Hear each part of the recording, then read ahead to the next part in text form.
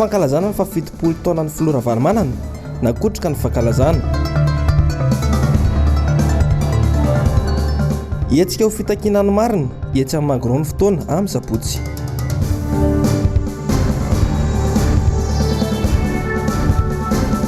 Fifidianana tamin'ny fianaratsoa sy nandeha tamin'izay laoniny.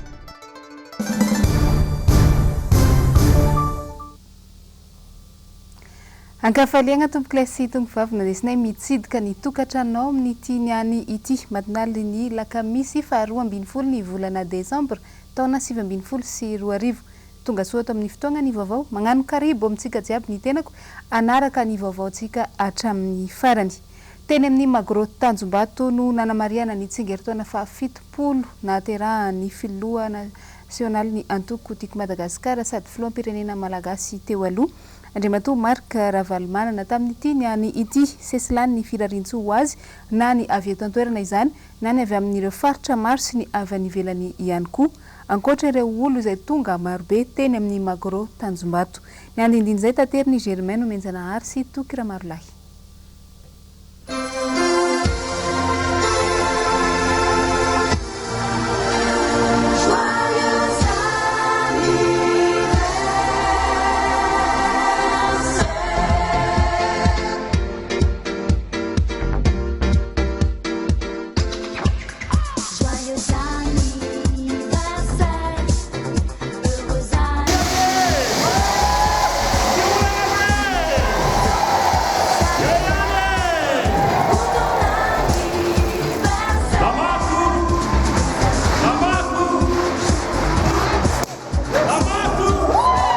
Feno 70 taona androany Alakamisy 12 ny volana Desambra ny filoha Marc Ravalomanana sedra maro no nolalovany teo amin'ny fiainana ny zana no potehina saingy nanjaka tao anatin'ny fony ny fitiavan-tanindrazana makahery ny malagasy izy mba hitraka ary tsy overy fanantenana misaotra n'Andriamanitra lehibe isika fa nomeny sy ny tantanany ka tonga eto amin'ity fotoana ankalazana ity andro manokana mitsingery taona fa 70 taona naterahako ty tena faly 70 taona hitako daholo ary nisy adaolo na ny tany ambany indrindra tany pakalana vilna fikarakarana ny ankonana tany ambony indrindra tany ny sahana firenena ary nijery akaiky fiainan'ny vahoaka ninina nefa nitranga dia ndretsika raha tsy izy tokoa mantsy no mitasy nitondra dia tsy tafahoana eto isika ka noho izany maneho fisaorana sy fankasitrahana ho anareo koa ny tenako ary dia mirary soa koa ho an'ireo izay nahatsiaro tsy nitsahatra mihitsy ahatra ny anka maraina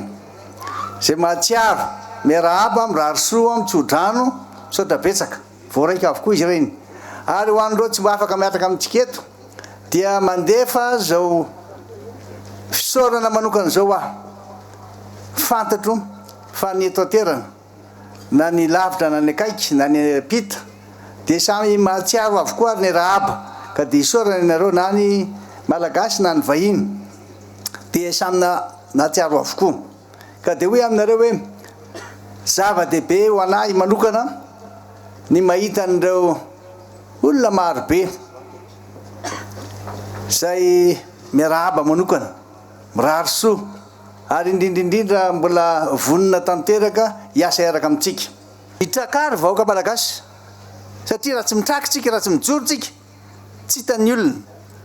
fa fomba tsy fanao eran-tany zao zavatra misy eto amin'ny firenentsika zao ka dia be fanantenana fa meza tokony ataon'ireo olona zay nivory tamiko tany nampanantena izy fa tsy jery antsika fotsiny fa anao antso izy an'ireo vondrona ty amin'ny misy atsika ty vondrona firenena misy aty amintsika ty anao antso izy eo amin'ny vondrona iraisam-pirenena ary anao antso izy ampitondra eto Madagasikara hoe jereo fa tsy mety zao zavatra ataonareo ka dia ny firenena tandalana tsara tatana manaja ny demokrasia ary manaja ny zon'olombelona sy ny zon'ny vahoaka ao amin'ny ihany no afaka mandroso sy mampiadana ny vahoaka malagasy. Fa lanonambe moa ny teny amin'ny magro Tanjombato tamin'ity niany ity niarahana tamin'ireo vahoaka izay solotena fotsiny ihany niara-ny faly tamin'ny filohan'ny malagasy jiaby teo aloha dia Andriamatoa Marc Ravalomanana izany niaraka tamin'ny fianakaviany ihany koa. Rahantsika ny andindiny izay eo amin'ny sariny Manora Andriamalala.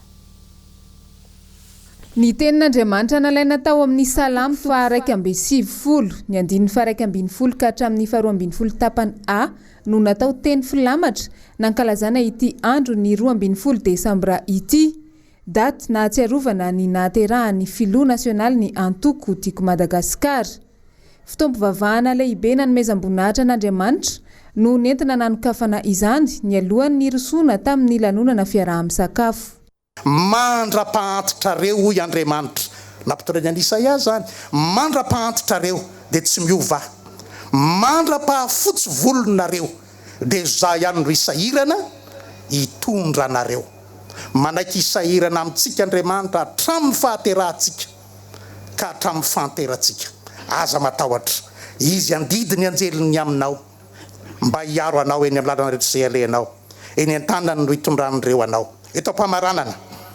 matokian'Andriamanitra zay efa niantso sy nifidy atsika, matokian'Andriamanitra zay efa niantso sy nifidy anao président, ary nanome anao ny fanahy masina, nananao fanomezam-pahasoavana arak'izay niantsony anao na eo amin'ny fianakaviana, ny ankohonana amin'ny fiangonana anao amin'ny firenena indrindra. Nandalo fiainana maro ny filoham-pirenena teo aloha Marc Ravalomanana ary nahatratra izao 70 taona izao. Tsy nisy nipikany momba azy na dia noenjehana sy noharatsiana azy satria lehilahy niaina tao anatin'ny finoana sy fahatokisana an'Andriamanitra ary mbola izany no mahamodely azy hatramin'izao. Tonga marobe ny olona tsy nitambazana antsitrapo sy nasesiky ny fankafizana sy fankatelemana an'ity ray aman-dreny eto amin'ny firenena ity. Niara-ny faly sy ny lanona tamin'ny filoha Ravalomanana ary ny ankohonany teny Tanjombato. Tena faly aloha afaka nantanteraka samatsara ny anniversaire-ko fa 70 taona zava-dehibe zany ary hitako fa tonga maro be ny olona sady miramirana avokoa ka dia misaotra ny zay tonga teto ary misaotra koa rena tsiaro tsy voatery eo tonga ty daholo akory fa fanta fa matsiaro any anatiny any izy ireo ka dia zava-dehibe zany hoe fakatia sy miara-mankalaza ny tsingery-taona zany ka dia misaotra betsaka anareo. Nafana ny lanonana tsy nety tapitra ny fifampitsofan-drano sy ny firarintsoa avy amin'ny malagasy maro avy any amin'ny faritra jiaby. Ny masoandro noto no nampalahelo tamin'ity androany ity. Ny fanesesy ny tsodrano nataon'ireo olon-tsotra izay tonga nanotrona tamin'izao lanonana lehibe sy manandanja ihany koa ho an'ny filoha teo aloha Marc Ravalomanana izao. Olon-tsotra izay nitondra ny firarintsoa mba ho lava velogno ity filoha nasionaly ny antoko tiako Madagasikara ity. Asin'Andriamalala sy tahiriny ihany Ranarynirina no mitatitra an'izay. Toteny entitra ny fampanarahan-dalàna mahay mitantana amin'ny sehatra rehetra ny filoha Marc Ravalomanana. Izany indrindra ny antony mbola itiavana vahoaka azy, vahoaka izay tonga maro tetsy amin'ny magro Tanjombato androany. Niara-paly tamin'ny filoha Marc Ravalomanana sy ny ankohonany. Tsy nosandaina vola ireto vahoaka maro tonga ireto fa netampitiavana an'ny filoha Marc Ravalomanana. Ny raradraraka ny tsodrano sy ny teny fankairezana izay natolotra ireo nanotrina satria mbola manantena ny filoha Marc Ravalomanana vahoaka. Joyeux anniversaire dada, dia mirary soa anao tonga 100 taona dia izay manohana anao foana dia velavelona ny anao so ny ankohonanao. Izahay ao amin'ny RMDM dia mirary soa ary mivavaka ho azy motain'Andriamanitra amin'ity tsingery-taona ity. Ny Andriamanitra ny fiadanana ne omba azy ary hitahy azy mandrakariva mba ho feno fitahiana sy fahasoavana ary fiadanana ne ho an'izy mianakavy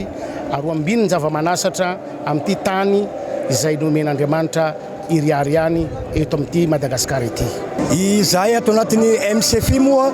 na ny hetsiky ny olo-pirenena miady amin'ny osika sy ny rabato dia voasa amin'izao fa 70 taona ny tsingerenany taona naterahan'ny filoha Marc Ravalomanana zao. Ny azony ambara dia mirary soa sy fanambinana ary fahombiazana ho azy sy ramatoa vadiny ary ny fianakaviana iray manontolo izay na eo amin'ny fitantanana ny fianakaviana indrindra fa eo amin'ny andraikitra raisina eo anivon'ny firenena. Raha reo fombiazana ho azy izay satria mbola mila azy ny vahoaka malagasy sy ny vahoaka Antananarivo ihany fa ny vahoaka rehetra manerana Madagasikara dia mangetaeta ary mila izany fahendrena sy fitiavan-tanindrazana ananany filoha Marika Ravalomanana izany. Mirary soa n'Andriamatoa filoha Marika Ravalomanana amin'izao fahatratrarany fitopolo taona izao. Engane izy mba ho tahin'Andriamanitra velona azo zay rehetra iriny indrindra ny fahasalamana ary mipetraka foana ny fahaiza manaoany ary ny fahaiza mitantana endrika lehibe izao fahavorian'ny olona amin'ny fankalazana izao. Tena tahin'Andriamanitra anisan'ny tena voatay satria raha ny sedrana azo azo mivady iarahantsika mahita ny toe-pahasalamana fa tena ao tsara ny fahasalamana, tena olona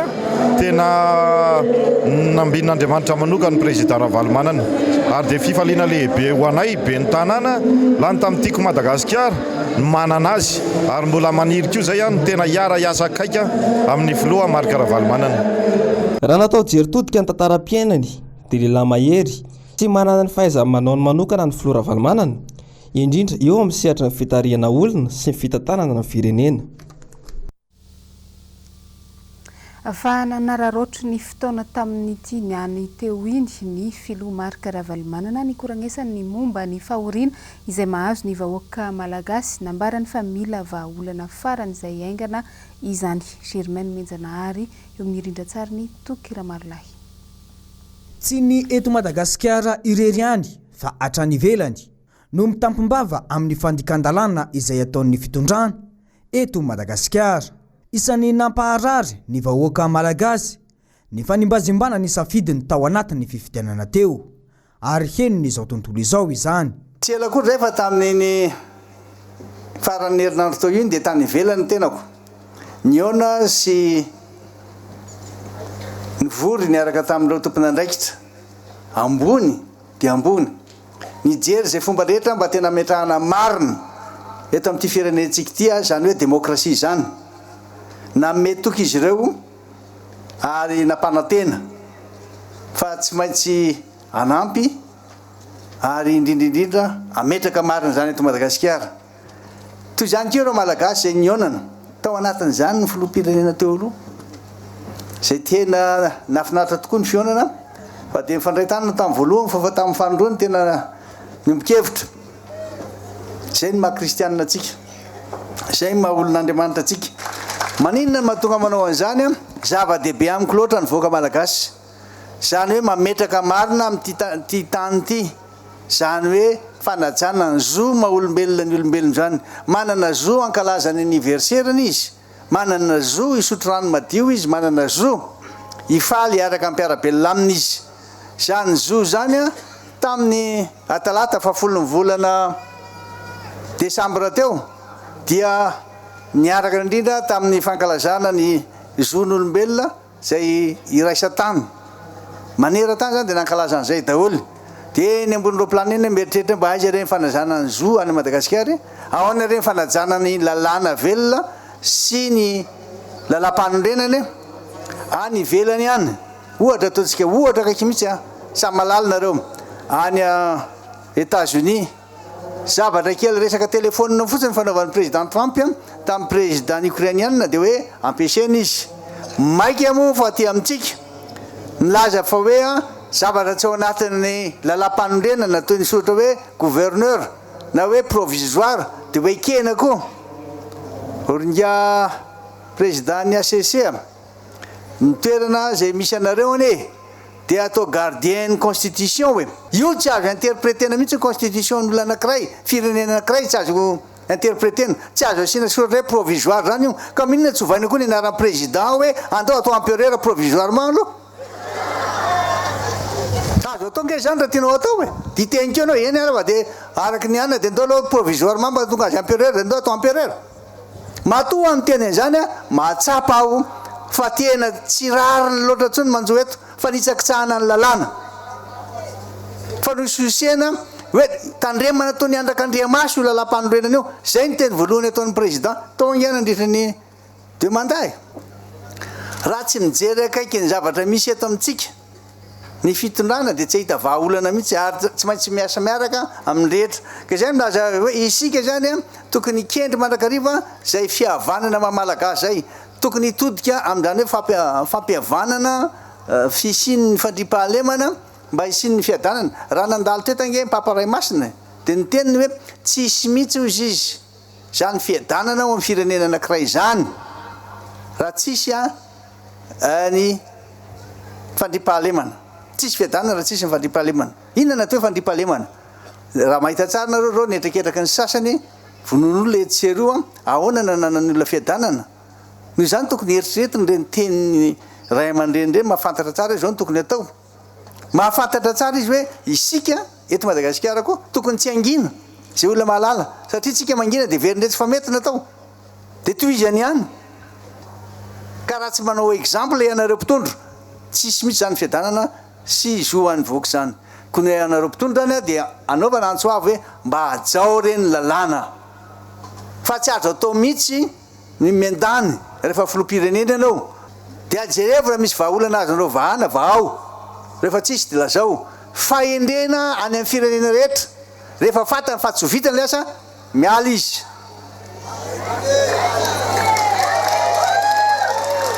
fahendrena amin'ny firenena rehetra rehefa tsy vitany nataony raha misy diso miaika izy mialatsiny izy fahendrena indrindrandrindra any koa miaino reo vaoka ao aminy araka izany dia tsy nadina ny filoha marika Ravalomanana ny fahoriana izay mianjady amin'ireo vahoaka malagasy nisy moa ny tafa izay nataony niaraka tamin'ny solotena n'ireo avy any amin'ny faritra ny koranesana manokana momba n'izany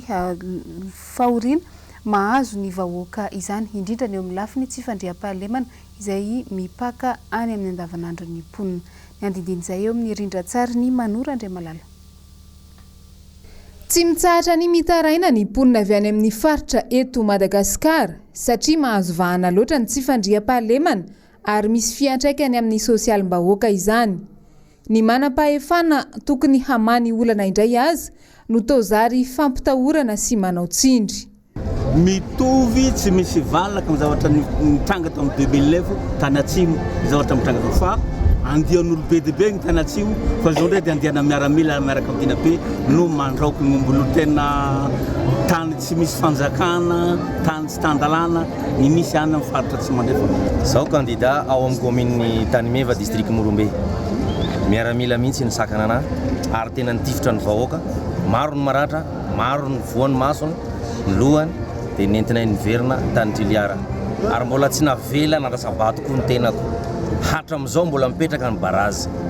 ary faharoan'izay any aminay zao 4,000 ny omby efa voarobany miaramila tsy nidina be tsy mandray andraikitra mihitsy ny fanjakana any aminay antonona ny préfet-nay dia miteny ny préfet hoe baiko avy any ambony dia antononay koa ny gouverneur baiko avy any ambony io tsy fantatray na avy any an-danitra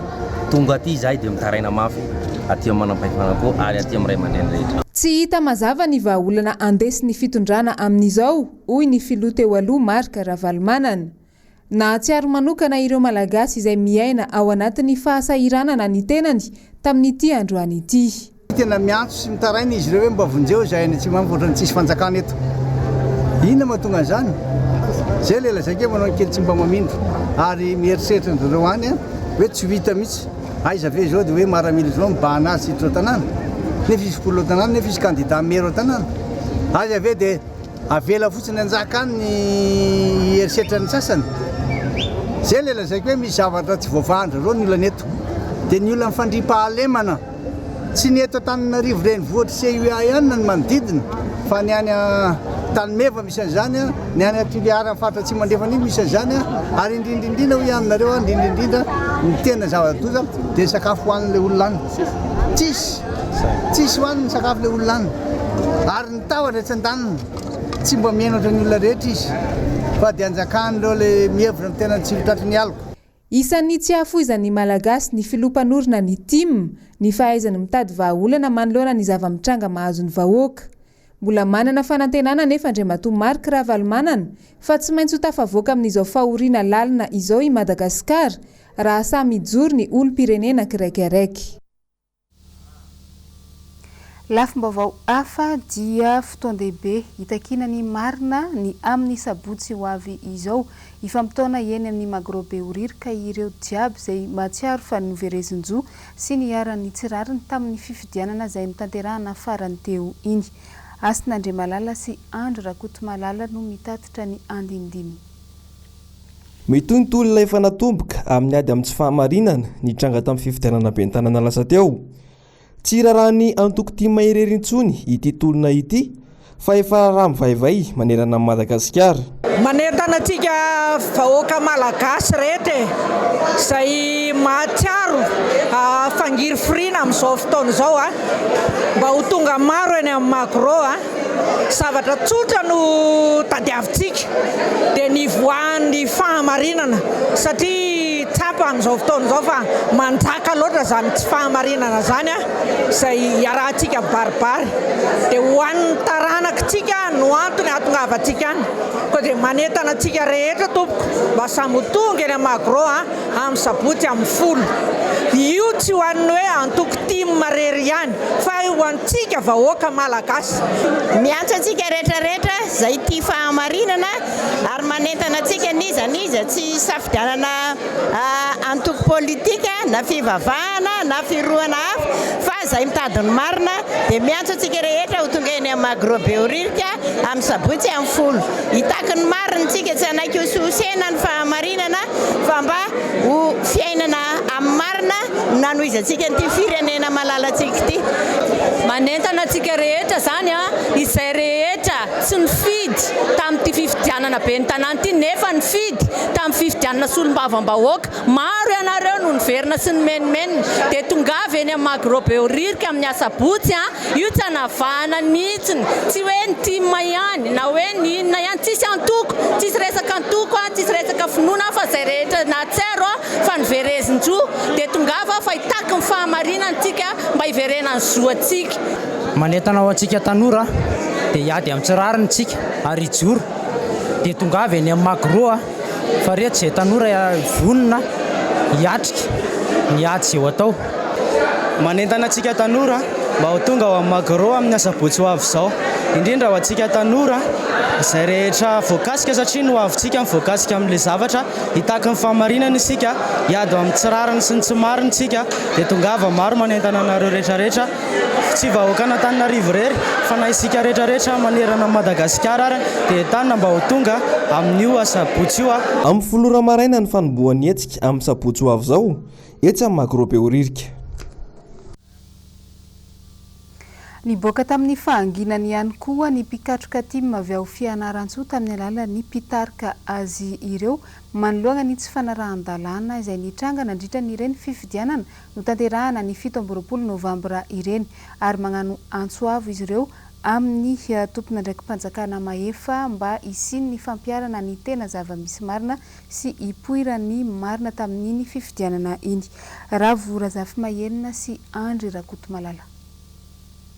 Nioatra ny fefy ny alabatonysy tao fianaran-tsoa tsy voalohany izao fa ny zavatra nitrangatra amin'ny fifidianana filoham-pirenena farany teo nitota amin'ny solombavam-bahoaka ary izao indray amin'ny fifidianana ben'ny tanàna sy mpanolotsain'ny tanàna.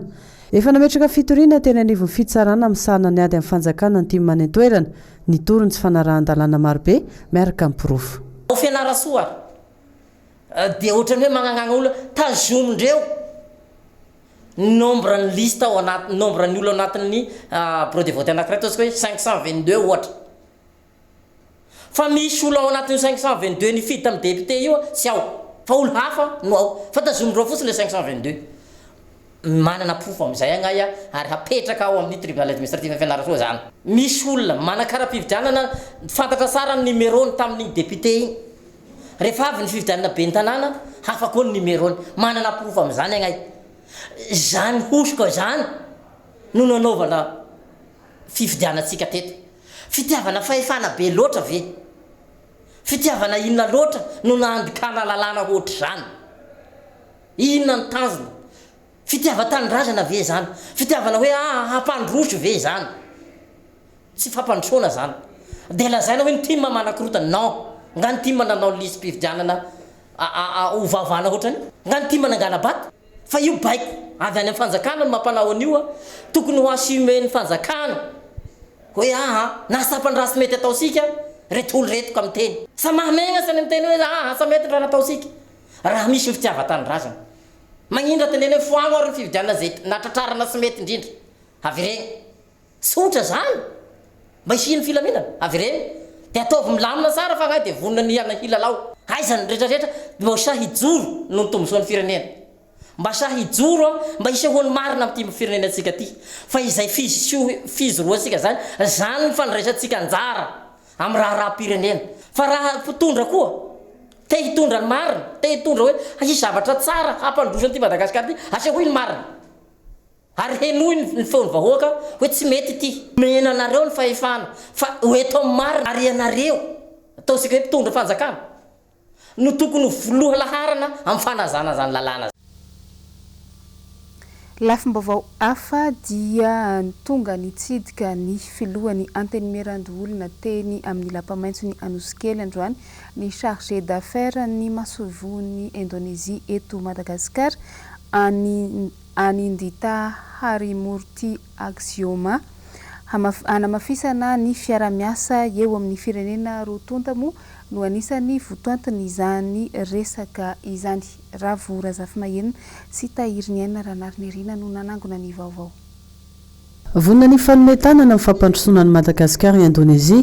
maniry izy ireo ny mba hivaniana ny délégation naveto amin'ny antenimiran-dolona malagasy ho any an-toerana mba hisy ny fifanakalozana traikefa eo amin'ny antenimira-rotonta. Partager avec mes nouveaux amis, les sénateurs, les expériences indonésiennes. Il y a 20 ans, à la fin du XXe siècle, nous n'étions pas trop différents du Madagascar. Nous avons expérimenté une crise économique très fatale qui a failli rendre l'État en effondrement. Mais la société civile s'est réveillée et ils ont rendu conscience que la société civile doit pouvoir être indépendante de l'État. Et c'est eux qui ont fini par sauver l'État. Ils n'ont pas attendu le soutien du gouvernement pour se rétablir. Et comme la société civile est devenue de plus en plus forte dans la voie démocratique, aussi la condition économique s'est améliorée.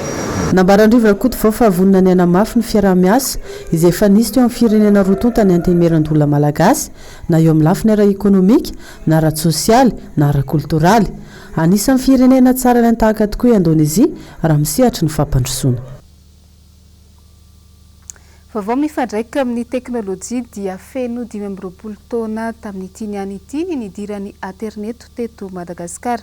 Nanokafana ny fanamariana an'izany dia nisy ny fiaonana iraisam-pirenena izay natao teny Ivandry Ravora Zafimahenina sy Tahiriny Aina Ranariny.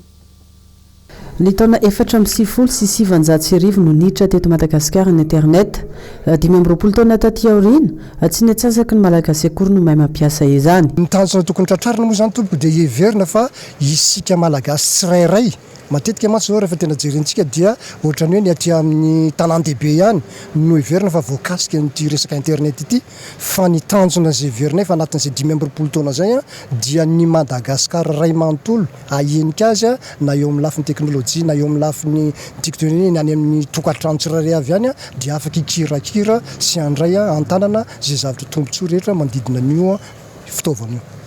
Eo indrindra no elana ny fiara-miasa amin'ile sarany zay heverina tokoa fa mbola somary ambony ho antsika raha oharina amin'ny fahefany vidiny tsirairay. Dia eo zany misy ezaka ary misy resaka tsy maintsy fanaovana miaraka amin'ny euro zay manome an'io le fitaovana io satria tsy vitana mandeha reritsy iny izy satria itsika moa zao aty misehatra an'le hoe mampiasa dia zay le mampiasa zay antsika tsy vita irery io fa tsy mintsy koa ireo le tompony dia hitanareo ihany moa fa misy resaka masokarenjavatra anatin'io sy ny tsisy fa ezana le zany mba ho ahidina io masokareny io. olana mipetraka ny fahalafosan'ny fahazahoana ny internet ny tokantrano eo ihany koa ny fahamaroany ireo mampiasa ka tsy ampy izarana ny rehetra indray miaraka izany any afaizany rehetra mampiasa ny karazana tambazotra an-tserasera amin'ny tokony ho izy aloha no tokony apetraka voalohany manaraka ny fampitomboana isan'ny olona mampiasa izany. Ivodiangatsika ny akony androany faharoa ambin'ny folo ny volana Desambra maro tamin'ireo malagasy no tsy afaka niatrika ny lanonana teny Tanjombato izay nanamariana ny fahafitopolo taona naterahan'ny filoha nasionaly ny antoko tiako Madagasikara sady filohan'ny malagasy teo aloha dia Andriamatoa Marc Ravalomanana izany. Andeharatsika agnatin'ity sary tsy ankiteniteny ity ny resadraha izay nandalo teny amin'ny Tanjombato tamin'ity niany ity. Tonkalo matolotra ho an'ny dada sy neny androany arapainy ianao dada natratry ty andro androany nomeny tompotombonao tsika ka dia tapahoana ihany arapainy ianao dada fa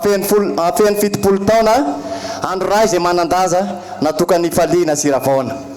arapainy ianao dada raha atao jery todika ireo lalana ny diavina nisy herisetra tao abibina na tsy ravina zay nangalana keriny ny fahefana teo an-tanany nandro-bana rehefa nanana orinasa sy fananany.